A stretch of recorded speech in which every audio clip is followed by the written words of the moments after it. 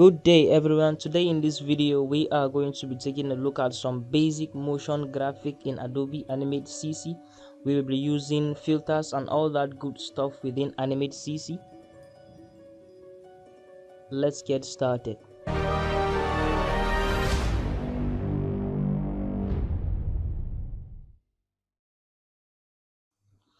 Okay, so here in Animate CC, the first thing I'm going to do is to create a new canvas.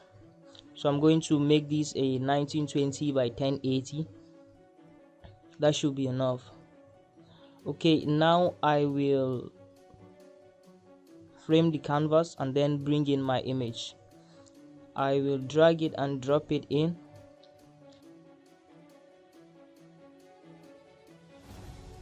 and drag and drop it to the canvas.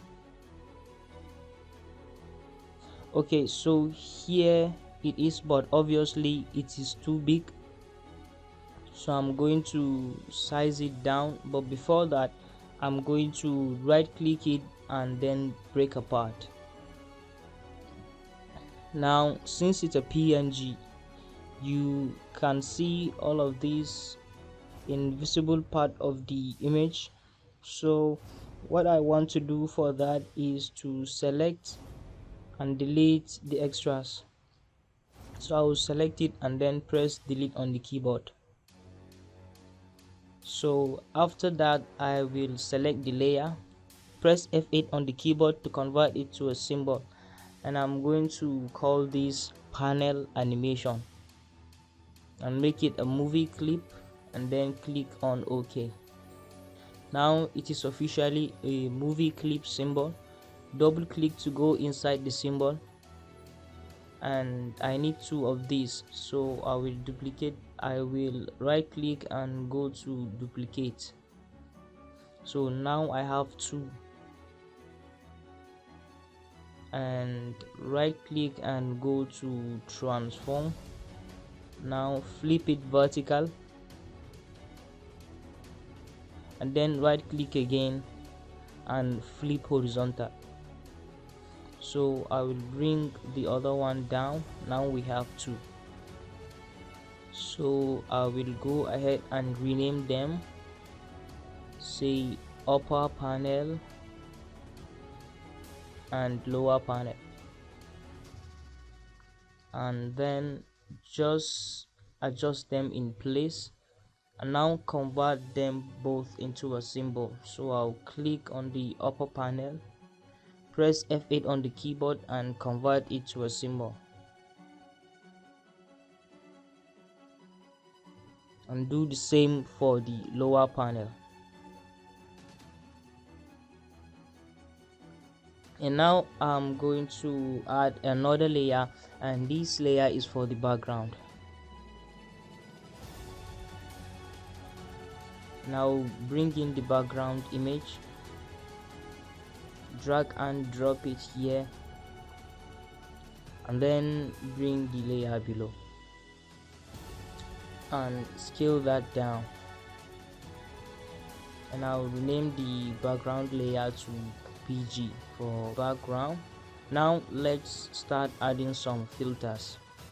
With the upper panel selected, I will go to the properties, and here I can add filter, and I will add, and I will set the blur to 165, then change the quality to high and the strength to 120.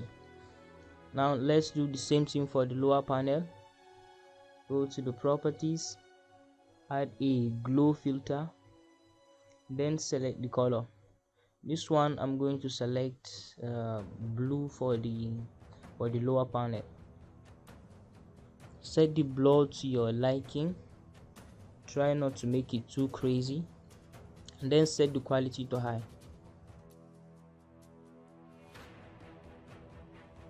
I wanted to change how I animate the panel, so I will go ahead and create a new layer and then convert it to a symbol, and I cut and paste both of the panel layer in the newly created layer.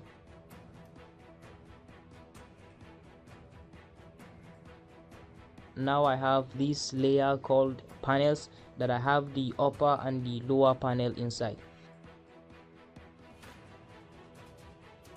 Before I start the animation, I'm going to go and try to bring the panels relatively to the middle to keep things fairly centered. Now I'm going to go to, let's say, frame 100. Then I will select the empty frames there and hit F5 to extend the frames. Now go to frame 5.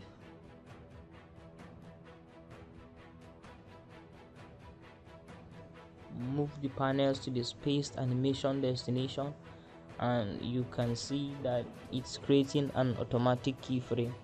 If it doesn't create a keyframe automatically, just hit F6 on the keyboard to create a new keyframe.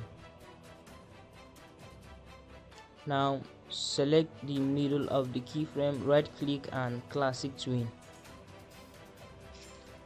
and you can see the animation of the panel closing, but the animation is rigid. So I'm going to go and create a custom ease. Click on this pencil like icon, drag the bezier handles to make an S curve, and what this does is it eases the animation when it's starting and before it comes to a stop. Okay, looks harsh. Maybe I will bring the handles closer here to make the ease smooth.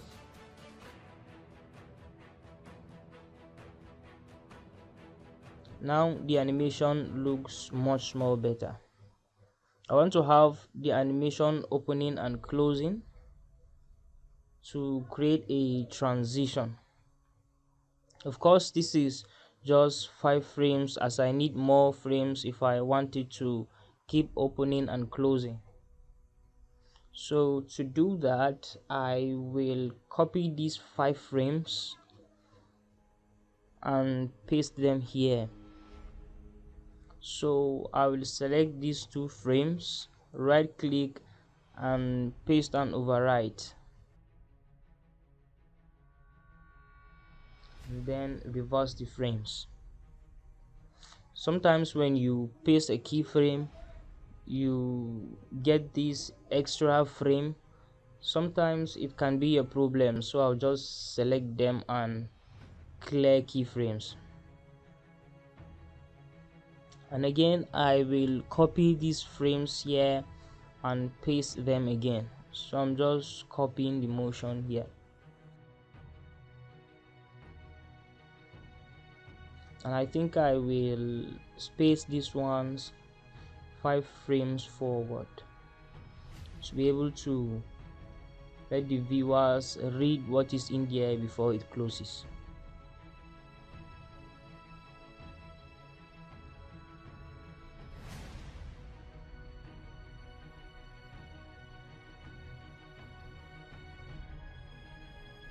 So let's have a room for this last twin to show by extending the keyframes.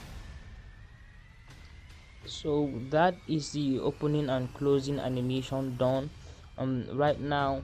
And now let's move on to what is inside the opening and closing panels. I might have to go back and change some things later on, but I can continue. For now, let me continue with this. So I'm going to go outside the symbol and extend the keyframe duration. And to see this in preview, I'm just going to give it a quick render. Hit Ctrl Enter on the keyboard to see the animation. Okay, so this is it, looking good so far. I'm going to go outside of the symbol and maybe let's rename this to panel animation, and now go inside the panel animation symbol and then into the panel symbol. Let's create a new layer. I'm going to rename this one text. Grab the text tool and here type in whatever you want, but for me here I'm going to type like. Okay, this is too small, so I'm going to make this bigger and then bring it under.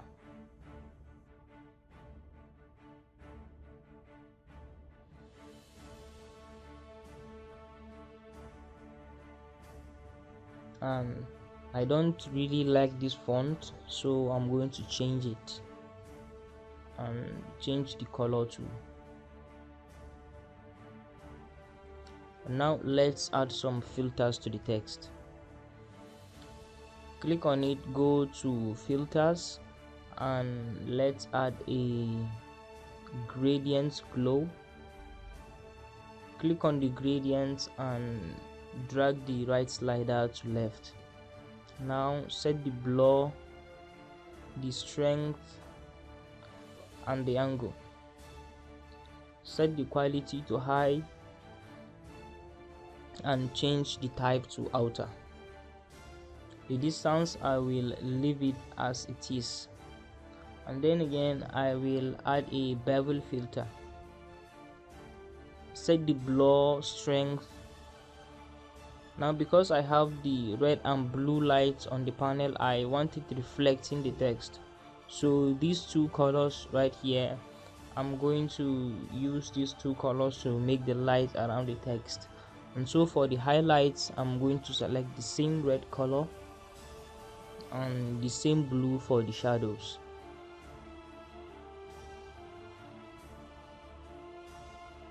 And now I have the red where the red is reflecting and the blue where the blue is reflecting.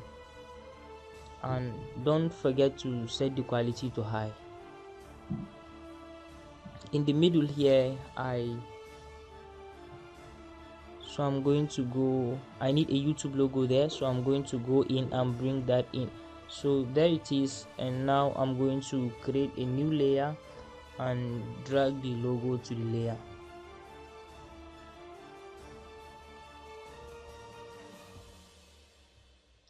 And position it where I want it to be. And then I'm going to duplicate the text layer and change it to share. So now I have like and share. And I'm going to change the layer name to the corresponding text. Now create a new keyframe here and change the text, because when it closes and when it opens, I want to have a different text in there. And I will change this one to subscribe, which you should consider doing right now if you haven't already.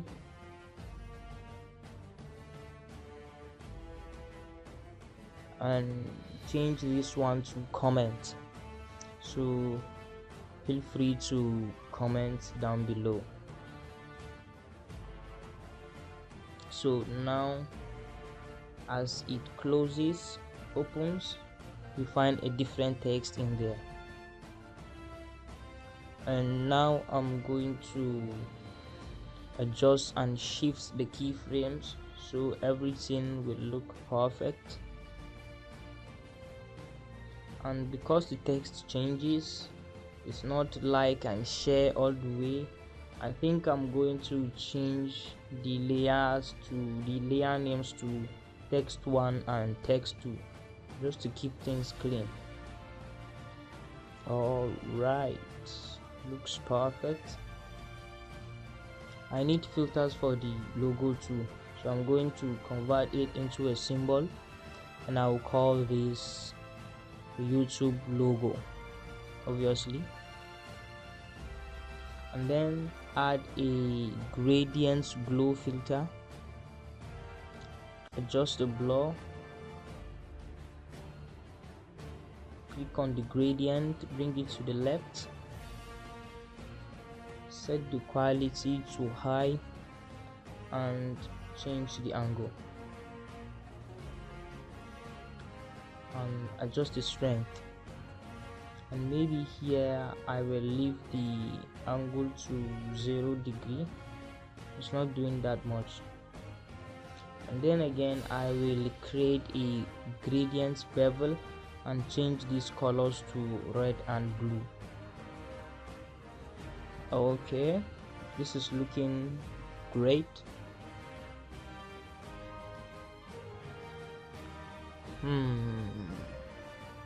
Now that I look at it, I want to have something different with the text, maybe starting with a question and suggestion, and then subscribe, and then like and share.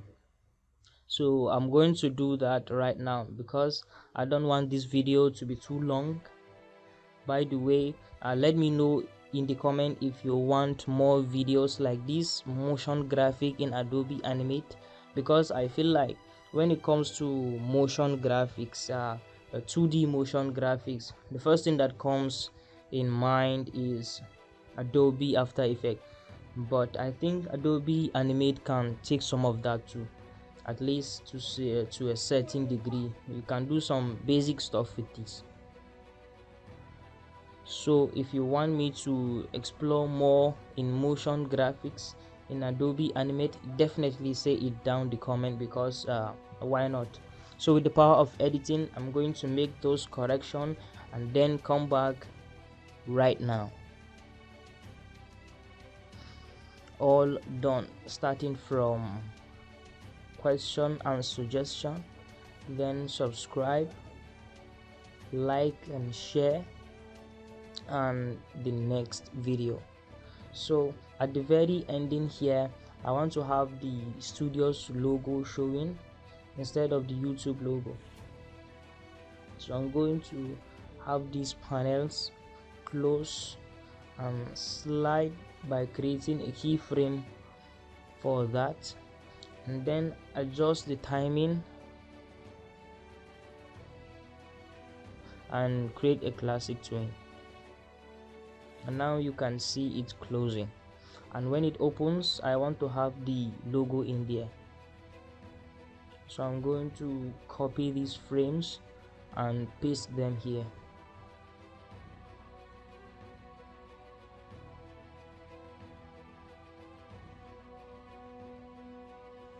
Then reverse the frames, and then get rid of these extras by right clicking and clear keyframe, and maybe bring this one forward, and I will come down here along the timeline and copy these frames of the panel closing, and then go here and paste them here.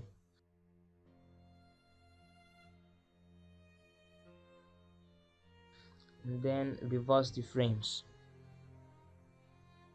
You might want to adjust the keyframes of the twin, so feel free to adjust them to your liking. Now I'm going to create another layer for the studio's logo, and just here where the panels are closed, drag and drop the logo in, and then resize it and get it to position. Then here in the YouTube logo layer, create a keyframe by pressing F6 on the keyboard and hit delete. So now we have the YouTube logo stopping here and the studio's logo starting at the next frame. And I'm going to delete both of the text layer here too, because I want just the logo to be in the final transition. And I'm going to convert the logo to a symbol, so I'm going to break it apart and convert it to a symbol. And I'm going to add a gradient glow,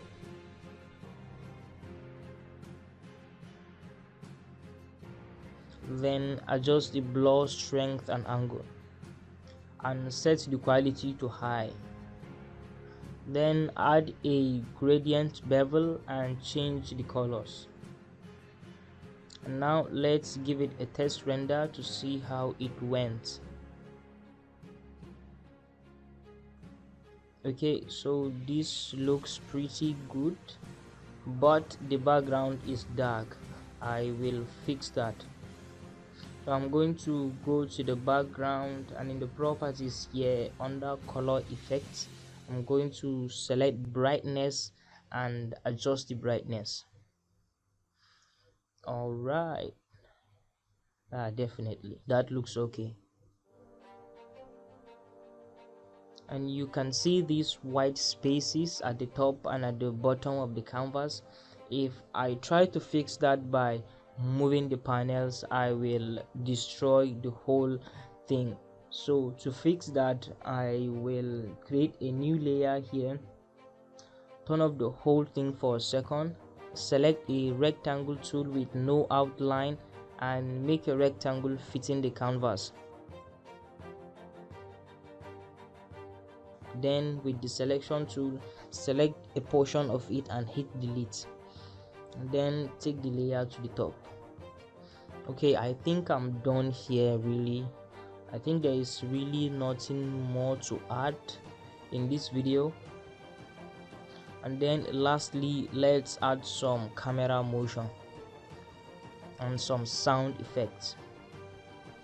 To convert it to a video, I use this free software called Swivel. I made a video about it a while ago, so you can go and check it. I will put the link down in the description. So when you put everything together, export that, this is what you should have.